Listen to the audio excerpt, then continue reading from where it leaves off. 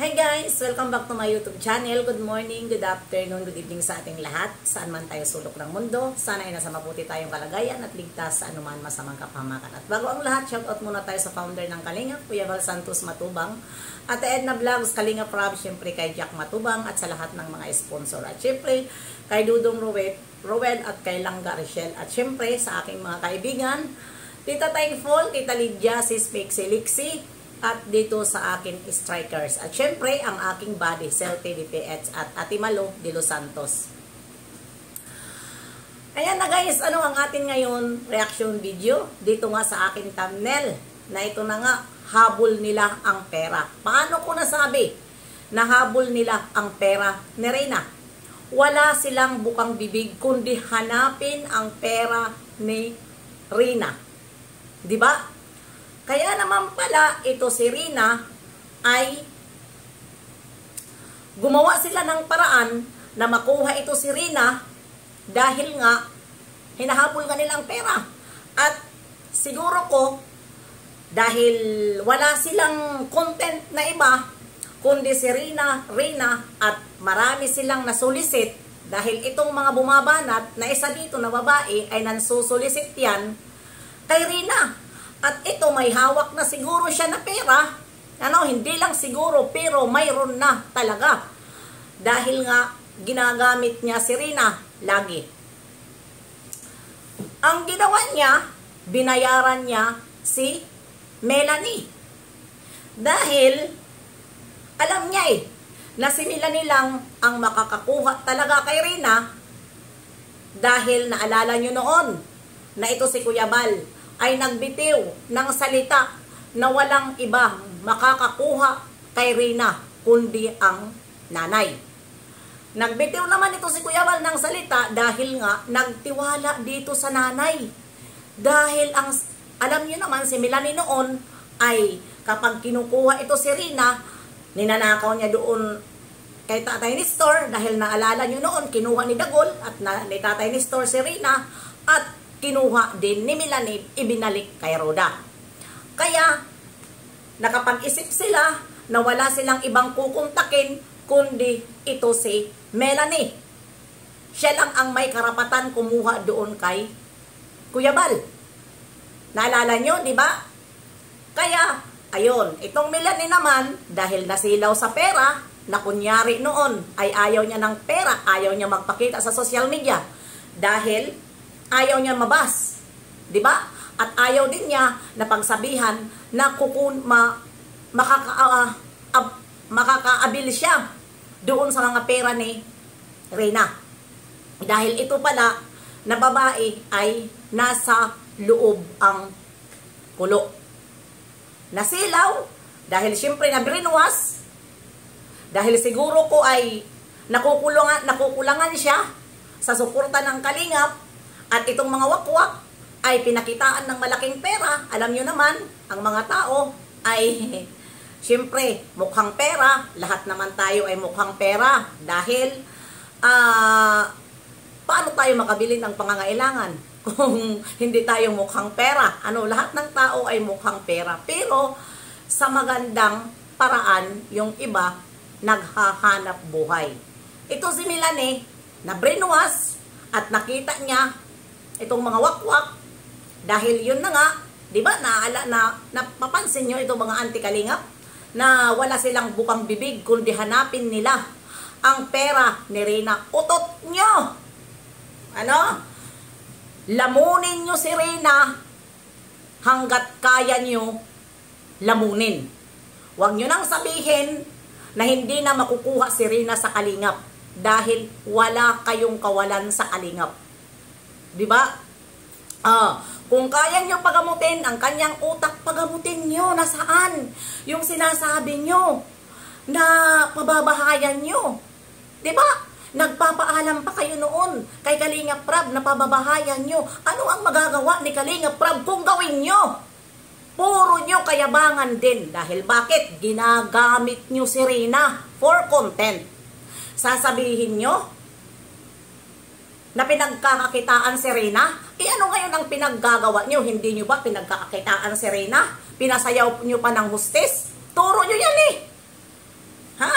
Maniwala ba ako na hindi nyo nakita at umalis lang kayo, ganyan ang sayaw? Di ba? Walang maniniwala sa inyo at ginawa nyong hustis ang bata.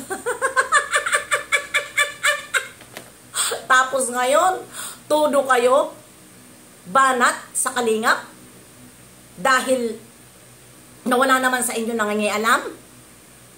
Yan, lamunin nyo at hindi kailangan yung bata na yan na sa kalingap dahil nandyan na sa mga kamay nyo. At total, nanay naman ang kumuha. Di ba?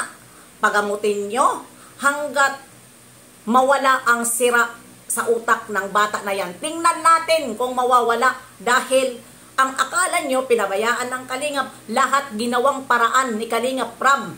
Di ba? Nakikita nyo naman? Pagdating doon sa doktor, bigla na lang sinusumpong. Tapos sabihin nyo, pinabayaan. Ha? Dapat si Roda ay sinadya naman talaga yan na ibigay doon si Reyna. Dahil si Roda nga ang mag-aalaga. Kumuha at si Roda ay may sahod dyan kay Kalingap Prab. Baka hindi nyo alam. At hindi pinapabayaan. Kumukontak yan kay Roda na huwag pakainin si Reyna ng mga mantika na mga pagkain. Si Reyna. Baka hindi nyo alam. Di ba? Kung baga ay kinuha ni Kalingap Prab si Roda na yaya ni Reyna. Tapos ang dami yung paninira sa kalingap. Ganon naman talaga kayo eh. Diba? Dahil kayong mga wakwak, kapag alam nyo na ang isang beneficiary ay pinagkakakitaan nyo dahil marami nanonood sa inyo, dahil wala kayo noong pa hanggang ngayon, ay hindi ko alam kung bakit nyo kinukontent si Reyna na hindi naman kayo accept sa kalingap. Dahil alam naman ng kalingap na mga wakwak kayo bandang huli. Winawakwak nyo ang mga beneficiaries ni Kalingap Prab. Ngayon, sinisiraan nyo. Di ba? Kung ano-ano ang lumalabas sa inyong mga bibig. Oh, lahat tayo nagko-content. Pero i-content nyo si Reyna hanggat huwag kayo manira sa kalingap. Dahil si Reyna maraming nakakaalam na hindi pinabayaan. Di ba? Para lang maayos ang utak ni Reyna. Isinasama-sama nila at Edna kung saan sila pupunta noon ng gumaka o saan kasama nila si Reyna. Kuya Bal sa radyo, kasama niya si Reyna. Bakit? Para hindi inaano nila ang isip ng bata na hindi na lang doon lagi sa bahay. Tapos sasabihin nyo kung ano-ano pa, pinagkakakitaan. Natural. Iba-vlog. Beneficiaries nila yun eh. At sila ang at may karapatan sila. Diba? Ano ba ang pakialam ninyo? Kung ano ang gawin ng kalingap sa mga beneficiaries, sila naman ang nagbibigay. Oh, samantala ngayon, 'di ba? Kaya 'yon. Napapansin ko sa inyo, bukang bibig nyo, habol nyo ang pera ni Reyna. Walang makakakuha sa pira ni Reyna, ang kakapal ng mga mukha nyo. Hanggat nandyan sa inyo si Reyna, yan, mag-solicit kayo. Dahil yun naman ang gusto nyo. Dahil nasisilaw kayo sa pera ni Reyna. Kawawa nyo naman, mga anti-kalinga. Mahiya kayo, huwag nyong hanapin ang pera ni Reyna. Akala ko ba mayayaman kayo at kaya nyo suportahan ang lahat? Ha? Ayan. Huwag kayong syunga-syunga. Dahil hindi syunga-syunga ang founder ng Kalingap at si Kuya Bal. Dahil kayo nag-uumpisa pa lang kayo, sila ng gamot na. Kaya, Hindi nyo mapapataob ang kalingap. Maghanap kayo sa sarili nyong content at huwag kayo mangwakwak. Bye-bye! See you next live and upload. God bless sa ating lahat.